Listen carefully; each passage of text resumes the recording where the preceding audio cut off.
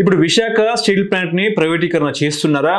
ఒకవేళ గతంలో విశాఖ స్టీల్ ప్లాంట్ని ప్రైవేటీకరణ చేయనీయమని చెప్పేసి పవన్ కళ్యాణ్ చెప్పారు. ఎన్నికల ప్రచారంలో ఒక అస్త్రంగా వాడుకున్నారని చెప్పేసి ఒక చర్చ నడుస్తున్న తరుణంలో రేపు 4వ తారీఖున ఆల్ పార్టీ మీటింగ్ జరిగే అవకాశం ఉంది. అందుకు వైసీపీకి కూడా సిపిఐ ప్రత్యక్షంగా కూడా సంపూర్ణ మద్దతు ఇచ్చే అవకాశం ఉందని చెప్పేసి మనకు వార్తలు వస్తున్న తరుణంలో విశాఖ స్టీల్ ప్లాంట్ మీద వైసీపీ ఎటువంటి గళాన్ని వినిపించే అవకాశం ఉందంటే ఏం చెప్తారు సార్? విశాఖ ఉక్కు ఆంధ్రుల హక్కు అనేటువంటిది ఒక ఆంధ్రప్రదేశ్ ఉద్యమాల్లో, ఇంకా మాటకు వస్తే భారతదేశ ఉద్యమాల్లోనే ఒక చెప్పదగినటువంటి ఉద్యమం కింద విశాఖ ఉక్కు ఉద్యమం ఉంటుంది. ఆ రకంగా ఆంధ్రులు పోరాడి సాధించుకున్నటువంటి ఉక్కు ఫ్యాక్టరీని ఈరోజు ప్రైవేట్ పరం చేయటం అనేటువంటిది చాలా దారుణమైన విషయం, అన్యాయమైనటువంటి అంశం. దానికి రెమెడీస్ వాళ్ళు మొదటి నుంచి కూడా వాళ్ళు చెప్తున్నారు. కానీ ఆ రెమెడీస్ గురించి ఆలోచించకుండా ఈరోజు ప్రైవేటైజ్ చేయాలనేటువంటి దీనికి తెరలేపారు. అయితే మధ్యలో దీనికి సంబంధించి కొంత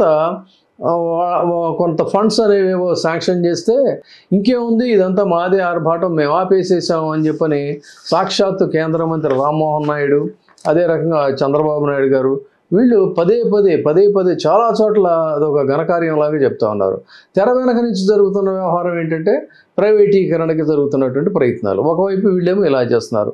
ఇక్కడ ఒక ప్యాథటిక్ ఇన్సిడెంట్ చెప్పాలి.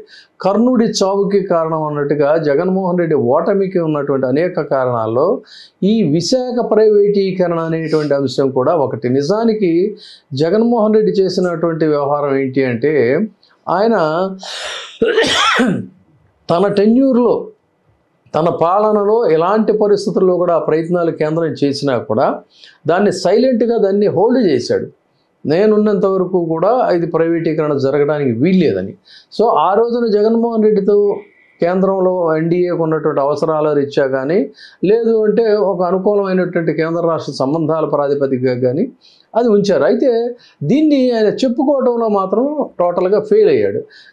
అసలు చేయకుండానే ఏమీ లేని చోట ఇదిగో చూసారా మేం చేసేసాం ఆహా ఓహో అని వీళ్ళు చెప్పుకుంటున్నారు. కానీ చేసిన అనేక పనులు చెప్పుకోలేనటువంటి స్థితిలో తిరిగి అవే ఒక దానికి రివర్స్ గేర్లో మెడకు చుట్టుకున్నట్టుగా వీళ్ళు చేసినటువంటి కూటమి చేసినటువంటి ప్రచారంలో విశాఖ ఉక్కు కార్మికులందరూ కూడా జగన్మోహన్ రెడ్డి తమకు అననుకూలం అని చెప్పని, జగన్మోహన్ రెడ్డి విశాఖ ప్రైవేటీకరణకు అనుకూలం అని చెప్పని ఒక అపోహలో వాళ్ళంతా పూర్తిగా వైసీపీకి వ్యతిరేకంగా ఓట్లు గుద్దారనేది నిర్వివాదాంశం.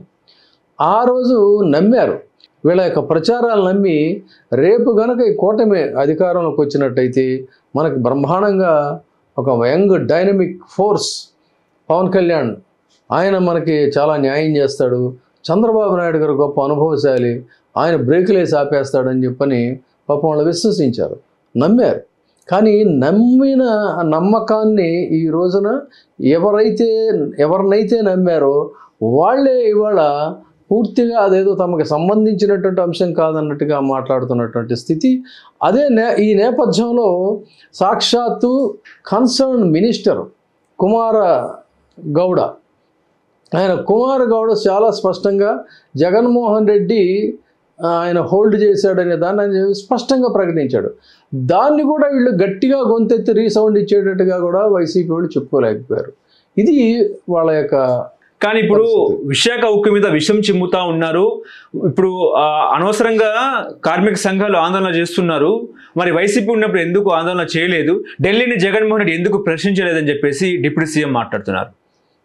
అదే స్పష్టంగా ఇప్పుడు ఆ మాటలన్నిటికీ ఒకసారి కుమార్ గౌడ్ ఆయన ఏం మాట్లాడారో వీడియో వేసుకొని చూస్తే దానికి ఆన్సర్ వస్తుంది. వాళ్ళు చెప్పాల్సిన పనే ఉంది. ఆపినటువంటి వ్యక్తి తను ఈరోజు సరే మళ్ళీ వాళ్ళు ఒక నిర్ణయం తీసుకున్నారు. ఏది ఏమైనా సరే విశాఖ పోరాటానికి మద్దతు ఇవ్వాలని. ఇది చాలా సముచితమైనటువంటి నిర్ణయం. ఇదే క్రమంలో కేవలం ఒక పార్టీ పోరాటంతో ఏది కాదు ఇది. దీనికి ఐక్య పోరాటం అనేటువంటిది చాలా అవసరం. అంటే ఐక్య కార్యాచరణ సమితిగా ఒక ఏర్పాటయ్యి అటు వామపక్షాలు, ఇటు వైసీపీ, ఇటు ఇతర ప్రజా సంఘాలు, కార్మిక సంఘాలు, సరే ఇప్పుడు విద్యార్థులు ఉద్యమించేటువంటి స్థితిలో లేరు.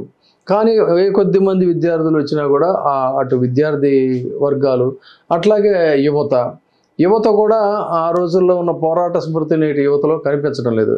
కానీ అందరూ అలా ఉన్నారనుకోవడానికి లేదు. వాళ్ళు ఇట్లా మొత్తం కలిసి వచ్చేటువంటి ఉద్యమ శక్తులన్నీ కూడా ఏకమై ఒక కార్యాచరణ కనుక రూపొందించుకున్నట్లయితే ఖచ్చితంగా ఇది ఇంత పెద్ద నిర్ణయం తీసుకున్నటువంటి ఒక బలమైనటువంటి కేంద్ర ప్రభుత్వం ఎన్డీఏ, వాళ్ళకి మద్దతుగా ఉన్నటువంటి కూటమి ప్రభుత్వం, దీన్ని మనం ఢీకొట్టగలమా, ఇది సాధ్యమా అనేటువంటి ఒక బేలతనము లేకపోతే ఒక నిస్పృహ అవసరం లేదు.